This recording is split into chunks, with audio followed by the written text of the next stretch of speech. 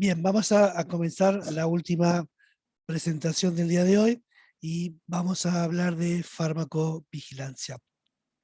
Como les decía recién, esto va a ser una pequeña introducción a un tema que van a desarrollar después ampliamente en otras materias y en quinto año vamos a ver con más profundidad.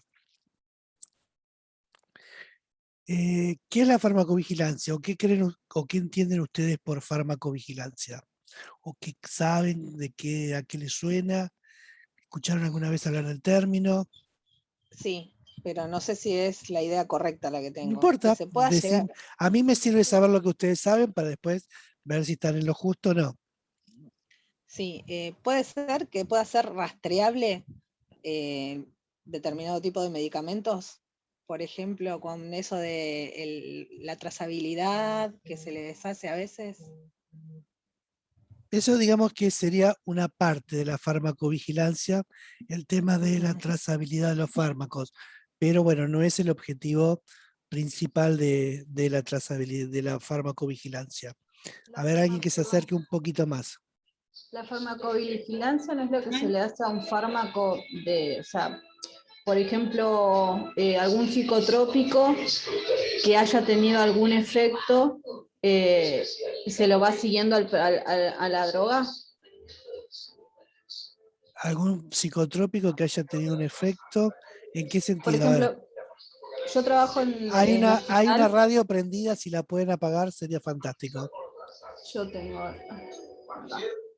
Yo trabajo en un hospital y, por ejemplo, nosotros le hacemos farmacovigilancia al Ceborane, que es Sí, que se utiliza para lo que es anestesia, y sí, nosotros le hacemos el seguimiento, tanto lo que sea en forma de droga y en forma en la cantidad que se utiliza. bien, Profe, puede ser sí, también que tenga que ver con el tema de los reportes de los efectos adversos que puedan llegar a notificarse de bien. determinados Ahí medicamentos. nos acercamos un Exactamente. poquito más. ¿No es la seguridad que se le hace?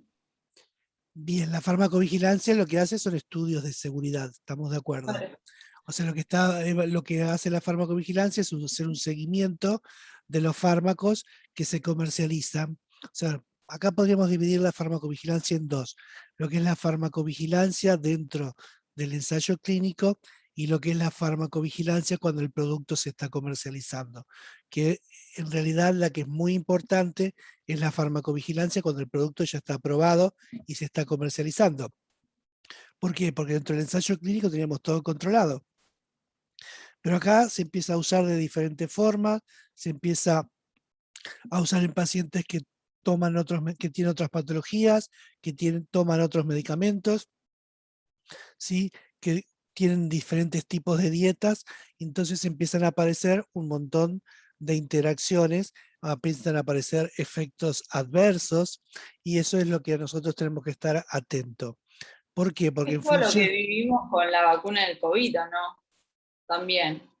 ¿En qué sentido? A ver. Que decían que para embarazadas y hacían estudios y todo eso. Exacto, lo que pasa es que vos vas evaluando la respuesta y vas viendo si se le puede dar o no a determinados grupos poblacionales. Vieron que al principio decía solo para mayores de 80, porque el ensayo clínico estuvo para mayores de 80. Después empiezan a probar en otras poblaciones y después se lo empieza a seguir cuando se empieza a inocular. Recuerden, los ensayos siempre serán con grupos 5.000, 6.000 pacientes o 10.000, algunos más grandes, pero en general cuando se empieza a aparecer a toda la población, lo importante es ver cuáles son los eventos adversos que van apareciendo. ¿Por qué? Porque hay que reportarlos. En función de esos reportes vamos a ver si es un evento adverso poco frecuente, muy frecuente, raramente raro, raramente frecuente. Entonces, de acuerdo a la frecuencia con que aparece y la gravedad que tenga ese efecto adverso, se lo va a clasificar y todo esto tiene que aparecer después en los prospectos de los pacientes a medida que se van conociendo cada vez más eventos adversos y cada vez que se van conociendo más interacciones con alimentos, con otros medicamentos. ¿Sí? Entonces, todo esto nos ayuda ¿para qué? Para mejorar la seguridad del uso de fármacos. Entonces, la farmacovigilancia, ¿sí? Yo no le voy a hablar un poco de lo que es la farmacovigilancia dentro de Argentina, no le voy a hablar de la farmacovigilancia a nivel mundial. Tienen ustedes ahí un artículo que habla de la farmacovigilancia a nivel mundial, cómo lo encara la OMS, ¿sí? La Organización Mundial de la Salud, y a nivel mundial existe un centro de monitoreo de reacciones adversas de farmacovigilancia que funciona en Uppsala, Suecia, y es el que va recogiendo toda la información de todos los efectores periféricos, dentro de los cuales el ADMAT es un efector de este sistema a nivel mundial. Entonces, mediante la resolución 706 del 93, el ex Ministerio de Salud y Acción Social creó el Sistema Nacional de Farmacovigilancia, ¿sí? Que es un mecanismo oficial que basa su labor en la notificación espontánea, voluntaria y confidencial de sospecha de reacciones adversas por parte de los profesionales de salud. Y esto tiene que quedarles muy clara. La notificación de farmacovigilancia, ya sea que la haga el médico, que la haga el farmacéutico, que la haga el paciente o que lo haga otro profesional de salud, es espontánea y es voluntaria, no es obligatoria. Y es confidencial. O sea, si bien tiene que tener los datos de la persona que reporta, ¿sí? La información se maneja en forma confidencial. Es importante que esta notificación tenga los datos del paciente, ¿sí? Porque si hay que buscar algún otro problema o hay que contactar al paciente, es importante que lo tenga. Y también tiene que tener los datos, ahora después vamos a ver una ficha, los datos de la persona que hace el informe, o sea, la notificación espontánea. Vamos a ver que dentro de la estructura de ANMAT existe el Departamento de Farmacovigilancia, que depende de la Dirección de Evaluación de Medicamentos y funciona como un efector central del Sistema Nacional de Farmacovigilancia. Este es el efector central. De este efector central existen un montón de que llaman efectores periféricos, dentro de los cuales se encuentran hospitales, sanatorios, universidades, distintas instituciones de salud, ¿sí? Que lo que hacen es informar a este Sistema Nacional de Farmacovigilancia que funciona en ANMAT las cosas que van encontrando, ¿sí? Van ahí reportando, haciendo las notificaciones espontáneas, y a partir de esto el ANMAT empieza a recoger toda la información de lo que pasa en el país.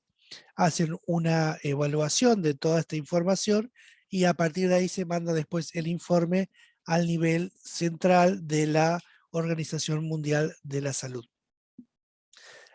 Asimismo, durante todos estos años se ha trabajado estrechamente con los organismos internacionales dedicados a estas cuestiones, como el Centro Colaborador de la Organización Nacional de la Salud, que es este centro que yo le digo que está en Uppsala, en Suecia, y también se han desarrollado actividades en grupos dedicados a estudiar errores de medicación. O sea, el sistema de farmacovigilancia no solo estudia las reacciones adversas de los fármacos, sino que hace estudio de errores de medicación, ¿sí? O sea, que tiene que ver con el uso de los medicamentos desde el punto de vista de la prescripción, de la dispensación y del uso por parte del paciente, ¿sí? Incentivando la realización de los planes de minimización de riesgo. O sea, todo esto sirve para que cada institución de salud, ¿sí? Organice todo para disminuir los posibles eventos adversos, ¿sí? Los errores también hay que tratar de disminuirlos y son muy comunes. ¿Cuáles son las características que tienen estas notificaciones? Como dijimos, son voluntarias y espontáneas, de las reacciones adversas a medicamento o de las sospechas de falla de calidad.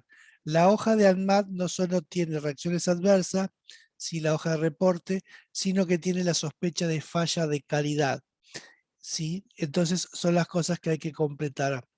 Entonces tenemos, ¿qué nos va a preguntar esta hoja de reporte voluntario? Los datos del paciente, peso, edad y sexo, la descripción del efecto adverso y datos complementarios. Entonces, cuando yo la lleno, tengo que poner paciente, sí, masculino, de tantos pesos, que presenta un evento adverso de tales características, ¿sí? Erupción cutánea, disnea, tos, o sea, qué es lo que está manifestando el paciente luego de la utilización de un determinado fármaco. ¿Cuáles son los datos complementarios que tengo que poner? Si el paciente tiene otras patologías, si el paciente utiliza otros medicamentos y si puede ser entonces un evento adverso por el uso de un fármaco determinado, por la asociación con otro fármaco, etc. Nos va a preguntar cuál es el medicamento sospechoso de que se produzca esta reacción adversa. Entonces vamos a tener que colocar el nombre genérico de ese fármaco, la marca, si la tenemos, ¿sí? La dosis del fármaco que fue utilizada, cuándo comenzó y cuándo finalizó el tratamiento con ese fármaco del paciente, cuáles fueron las indicaciones de uso, o sea, si el paciente, ahí puedo sacar si el paciente lo usó adecuadamente o no, cuál es el vencimiento de ese fármaco y cuál es el número de lote. Entonces, de esa forma yo puedo llegar a buscar más información del producto. Los datos del notificador, o sea, la persona que eleva el informe de farmacovigilancia, ¿sí? La notificación. Por lo tanto, es importante contar con toda esta información. Cuanto más información tengamos, más podemos ver si el evento adverso que se está reportando, después vamos a tener que ver la causalidad, si el evento adverso estuvo relacionado o no con el fármaco involucrado. Puede ser que el paciente haya tenido un evento adverso, pero no tenga que ver con el uso de ese fármaco puntualmente, ¿sí? Entonces, esta es la ficha, les voy a mostrar, en realidad, esta es la versión electrónica de la ficha. Fíjense que dice país Argentina, provincia, estado, distrito, tipo de evento adverso farmacológico o falta de eficacia. Yo puedo suponer que el producto tiene una falta de eficacia. Los datos del paciente, apellido, nombre, peso, edad, sexo, descripción, lo que yo les decía recién del evento, ¿sí? Paciente que presenta prurito, alergia, etc. Exámenes complementarios relevantes, si es que tengo, cuando esté, bueno, una cosa es que el paciente sea ambulatorio, otra si el paciente necesitó estar hospitalizado, entonces podemos contar con más información, ¿sí? Diagnóstico presuntivo y condiciones médicas relevantes, si hubo alergias, si ahí estuvo embarazada o si está embarazada, si consume alcohol, drogas, si tiene disfunción hepática o renal y si consume tabaco. Si está utilizando otra medicación concomitante simultáneamente, incluyendo las terapias alternativas, ¿sí? Después te dice, resultado, marca las necesarias. El paciente requirió tratamiento para solucionar el problema que presentó, sí o no. Recuperado íntegramente, si se recuperó y quedó sin problemas, si fue recuperado con secuelas, si no fue recuperado aún, si es desconocido, si requirió o prolongó su hospitalización, si hay riesgo de vida, si existió alguna malformación, esto en el caso que la paciente estuviera embarazada, otro, y si se murió y la fecha en que se murió y el día en que se produjo el reporte. A ver, ¿para qué nos sirve todo esto que está acá numerado? Nos sirve, por ejemplo, para saber la seriedad o la gravedad que tiene el caso. La gravedad tiene que ver los criterios para ver si algo es serio o grave, ¿sí? Es si el paciente fue hospitalizado o si prolongó la hospitalización, si el paciente se murió, ¿sí? O si produjo malformaciones permanentes o si hubo secuelas de la persona, tuvo algún tipo de secuela. Entonces, todo esto son los criterios que nos dicen que un evento adverso fue serio. Porque no es lo mismo un evento adverso común que un evento adverso serio. ¿Sí? La gravedad me va a implicar la importancia de que esto tenga que ser reportado en forma más urgente. Hay plazos establecidos por la ANMAT para reportar un evento adverso serio, se debe reportar dentro de las 24 horas. Un evento adverso que no es serio se puede tomar 7 días para reportarlo. Acá, bueno, lo que decía con respecto al fármaco involucrado, nombre genérico, nombre comercial, dosis, frecuencia y vía de administración. Yo no veo qué dice acá porque me sale un cartel. Después dice fecha de vencimiento, número de lote, pero acá debe decir forma farmacéutica. Comienzo, día, mes, año, Comienza final, día, exacto, día, mes, año. Bien, entonces todo eso es lo que hay que informar. Después dice, la suspensión o reducción de la dosis del medicamento sospechado causó la disminución o desaparición del evento adverso. Si no, no se sabe. La reexposición al medicamento sospechoso generó el mismo o similar evento adverso. Esto tiene que ver con el tema de poder clasificar la reacción adversa. Si la reacción adversa es probada, probable, posible, dudosa o condicional, que son las 5 categorías que tenemos de las reacciones adversas. Y para que sea probada, ¿sí? Hay que siempre reexponer, o sea, el paciente tiene que ser reexpuesto al uso del fármaco sospechoso, pero que, como les decía la vez pasada, por una cuestión ética, esto no se hace salvo que sea accidentalmente. Entonces, generalmente, cuando se la clasifica, va a quedar en probable o posible, y esto va a tener que ver con si la bibliografía e información de esa reacción adversa, si la patología puede decir que ese evento tiene similitud con las características de la enfermedad o no. O sea, todo esto se lo digo así, después lo van a tener bien detallado cuando lleguen al último año. Y los datos del comunicador del evento adverso, que es optativo, pero en realidad siempre es conveniente que esté nombre y apellido de la persona que reporta, lugar de trabajo, dirección, profesión, teléfono, fax e email. Y todo esto es, como les decía antes, es optativo, es confidencial. Bueno, cuando hace la versión electrónica y le dice enviar, ¿sí? Acá tienen todas las características, un médico que notifica, este es el dorso del formulario, reacciones que presenta, etc. Voy a terminar con esto, después les muestro la ficha. Entonces, la importancia de los estudios de farmacovigilancia post-comercialización en la detección de las reacciones adversas poco frecuentes. Poco frecuentes porque no aparecieron durante el ensayo clínico. Fíjense, el número de pacientes que suelen participar en un ensayo clínico. Fase 1, 25 a 50. Fase 2, 100 a 250. Fase 3, 150 a 1000 o pueden ser números mayores. ¿Sí? Total, rara vez mayor de 2000, en general 2500 pacientes. Ahora, número de pacientes requerido para detectar 1, 2 o 3 casos de una reacción adversa. ¿Sí? Si la incidencia de la reacción es 1 de cada 100, ¿sí? Necesito, con un paciente, para que me aparezca un paciente necesito 300, para que me aparezcan 2 necesito 480 y para que me aparezcan 3 necesito 650 pacientes. Si la frecuencia es de 1 cada 200, ahí tienen los números, y si la frecuencia es de 1 cada 10.000, necesito 30.000, 1 por 30.000 pacientes voy a detectar, con 2 en 48.000 y 3 voy a necesitar 65.000 pacientes para poder detectarlo.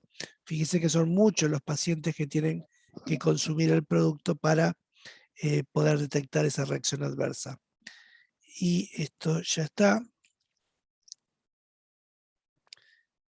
Saco esto y comparto.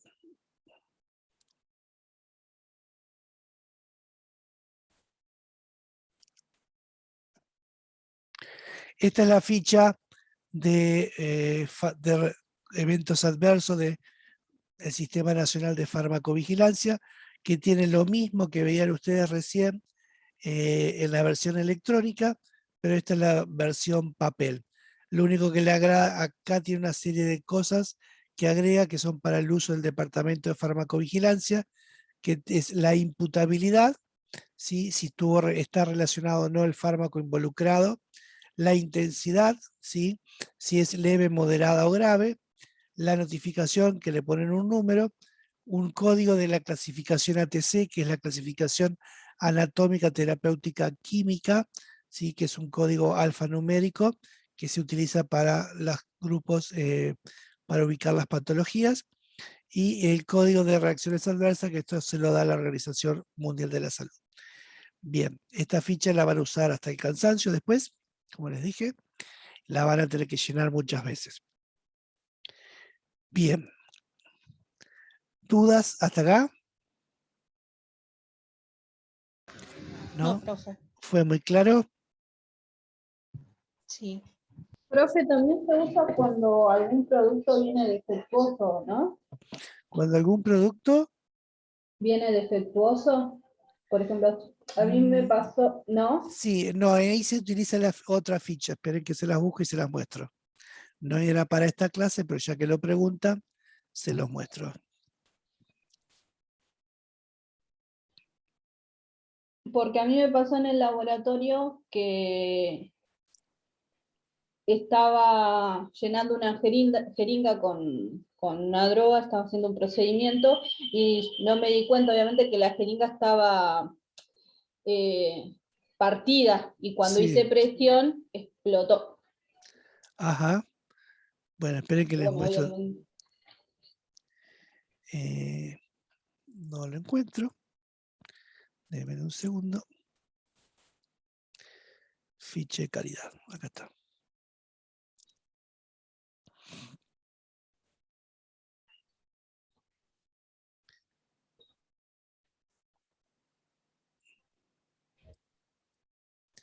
Cuando hay un problema de calidad se utiliza esto. Sí, fíjense que el título de la ficha, ¿lo están viendo ustedes ahí? Sí, ¿no? Sí, Dice profe. Sistema Nacional de Farmacovigilancia, ¿sí? Comunicación de desvíos de calidad. ¿Sí? Entonces te dice que el desvío de calidad es por falta de efectividad, cambio de aspecto, envase, empaque, rotulación, problema farmacotécnico, reacción adversa ligada a la calidad, contaminación y otros. Después lo que le pregunta es más o menos lo mismo que en la otra ficha, pero es una ficha diferente cuando acá no es por evento adverso, sino por un desvío de calidad. Y hay otra para reportar errores de medicamento. Y hay otra para hierbas. Y hay una que es para que haga reporte el paciente. Todas estas son para uso profesional y hay una para que reporte el paciente directamente, que es más sencilla. Profe, ¿se Sí, acuerda que hubo una época que adulteraban pastillas, o sea, comprimidos y blisters? exacto. Bien, ¿Eso también bien, yo sería les con esta cuento. planilla? Esto es un problema de desvío de calidad. O sea, pero también tienes que hacer la otra, porque generalmente tenés un evento adverso que puede ser o falta de eficacia, ¿sí? Por considerar que tenés un problema de calidad.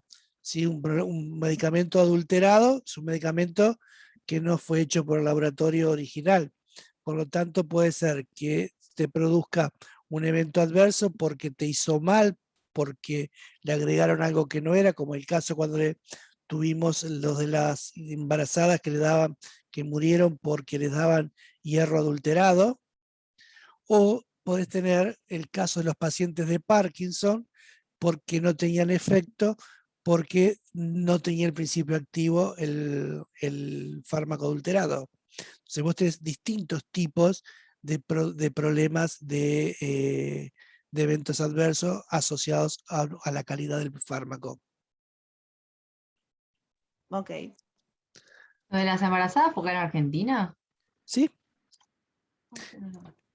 Adulterado en un hierro muy conocido del mercado, que le ponían un hierro que no era de uso humano y las pacientes se morían.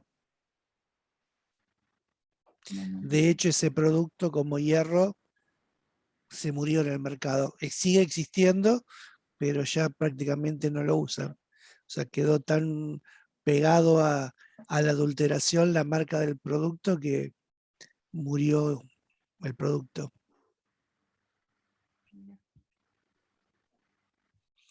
Y con los antiparkinsonianos tuvimos adulteraciones de Madopar, que es un producto de Roche, y adulteraciones de un producto de Merck Sharp and Dohme, que se llamaba Cinemet. Ha habido muchos problemas de adulteración en el país.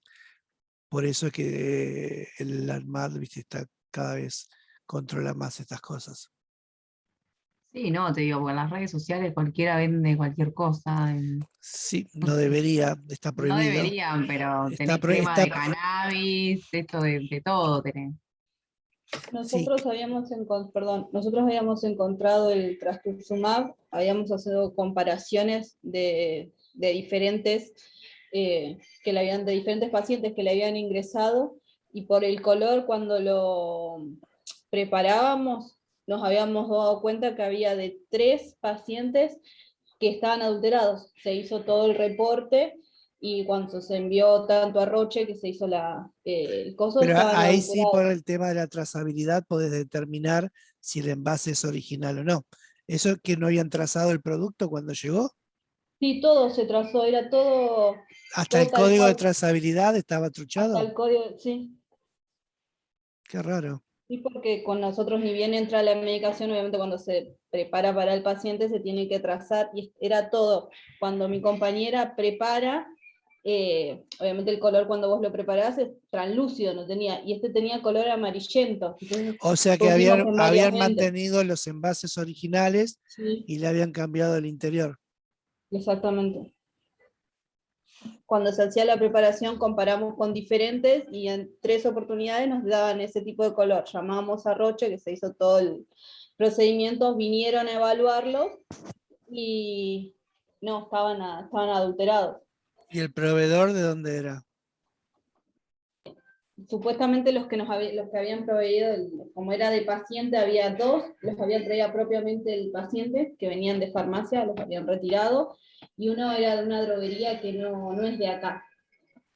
O sea, es una droguería chiquita, no me acuerdo el nombre, pero no era una droguería conocida. ¿Y las farmacias, eran las dos anteriores, eran de la misma farmacia o eran de distintas farmacias? No, de distintas farmacias, Qué raro. de distintas farmacias O que sea habían que, venido a un sitio. o sea que ahí había una droguería involucrada, seguro. Sí. Bueno, Pero a mí me había llamado mucho la atención eso porque se veía el color del producto, del medicamento cambiaba, pero notablemente cuando se preparaba. Pero claro, ahí claro. como farmacéutico oficinal, ¿qué lugar de maniobra tenés? O sea, vos viste el... No, que vos pu- como farmacéutico oficinal, si vos recibís el producto y lo trazás y la trazabilidad te responde, vos ya desligás tu responsabilidad porque vos lo trazaste, entonces pasa a la instancia superior. ¿Quién te lo entregó? La droguería. Si la droguería demuestra que Claro. quién se lo tiene que demostrar quién le mandó el medicamento. Y de esa forma se sigue toda la cadena para ver quién fue que incorporó el medicamento adulterado en la cadena. Esa es la ventaja y el respaldo que te da poder trazar, porque vos podés, a ver, ¿te pueden meter un medicamento adulterado? Sí, te lo pueden meter porque a ver, vos no conocés todos los productos como vienen. O sea, salvo Claro. el que lo manipula habitualmente y conoce el aspecto del fármaco, o sea, no podés, o sea, hasta que no lo preparás no te das cuenta. Entonces, pero si vos tenés el respaldo legal de que vos cumpliste con toda la cadena de comercialización, vos desligás tu responsabilidad. Va para arriba, vos sigues la cadena para ver de dónde viene el problema. Ahora, si vos no lo trazaste, estás en un problema porque pueden pensar que vos lo incorporaste al mercado. Claro. Por eso, aquellos productos que son trazables, siempre hay que trazarlos. Si te llegan trazados, lo trazás. Si te llegan sin trazar, obviamente ya se cortó la cadena de trazabilidad y no tenés forma de armar la cadena. Porque si el eslabón anterior no lo cargó, vos ya no lo podés cargar. Bien. Bueno, hasta acá estamos bien. ¿Alguna otra duda? No. No,